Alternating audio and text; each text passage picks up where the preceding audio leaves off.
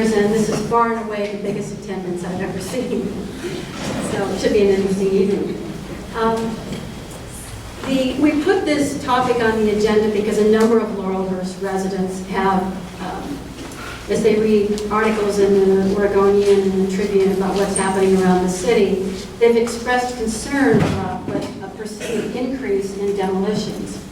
And Laurelhurst is seen as a very special historic neighborhood, and many people would like to preserve its special features.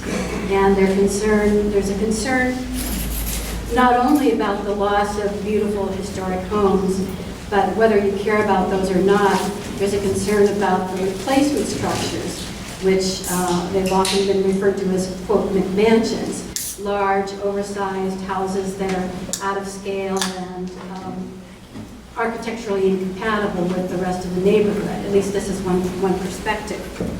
Others are concerned about the loss of trees that go along with the demolitions. Others still about the blockage of sun into gardens. A lot of people garden. It's clear that I think Laurelhurst has suffered fewer demolitions than certain other neighborhoods. This has been a very high-profile issue in Eastmoreland, where in part the protests have been as much against the loss of the trees as the houses. But in Beaumont, Wilshire neighborhood, over 80 houses were torn down in the last few years. So even though we haven't had that many in Laurelhurst, as Amy and other neighborhood associations have commented about the RIPSAC proposal, there is a concern that with the increased densification, that this could lead to a significant increase in the number of demolitions in Laurelhurst. On the other hand, other people feel they don't want any regulation. They want to be able to make whatever remodeling or exterior alterations that they would like to do. So that's the other side of this. I would say that there's a fair amount of misinformation out and about. For example, a lot of people think you could not paint the color of your house, repaint the color of your house, which is not the case. And there are other myths, and to some extent, while the next door Laurelhurst is useful as an information source on some issues, I've already seen quite a bit of misinformation on next door Laurelhurst about what historic designation would mean.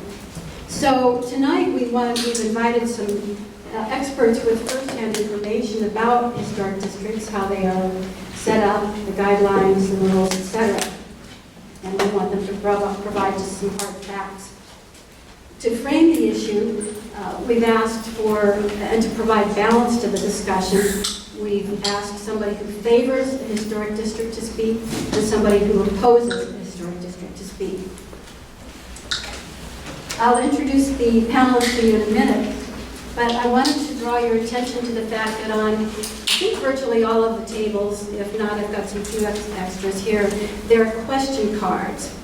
So as you listen to the panel, if you hear something that is not clear to you or you want some more information about it, write your question on the card, and Rick Liasco has volunteered to wander around the room, and you can give your card to him and he'll bring them up to me.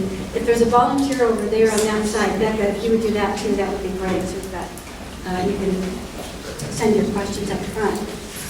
So the other thing I wanted to make sure, we want to leave a lot of time for questions. So I have a timer here, and each panelist will be asked to limit his or her comments to just 5 minutes.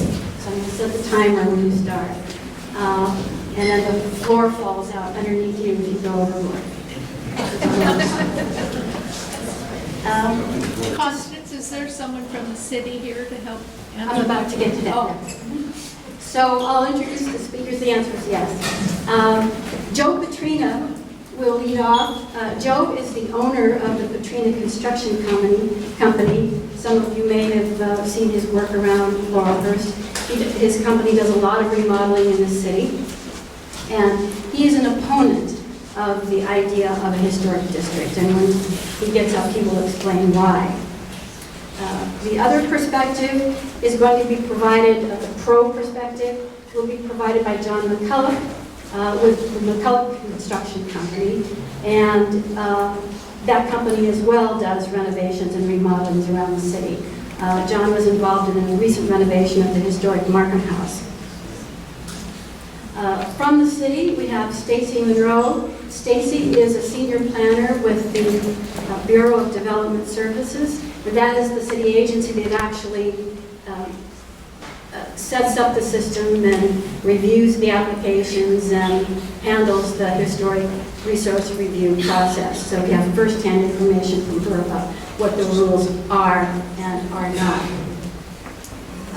Then we have from the Lad's Addition, there are two other historic districts that are somewhat comparable to Laurelhurst. One is Lad's Addition, and Joanne Stainbrook, who is an architect, also serves on the Historic Resources Review Committee for Lad's Addition. She will follow Stacy. And then finally, Jim Hoyer. He is a resident of the Irvington Historic District, but he also serves on the Land Use Committee for Irvington, and so he has had direct experience in the administration of this program. So with that, we'll ask, and I think I'll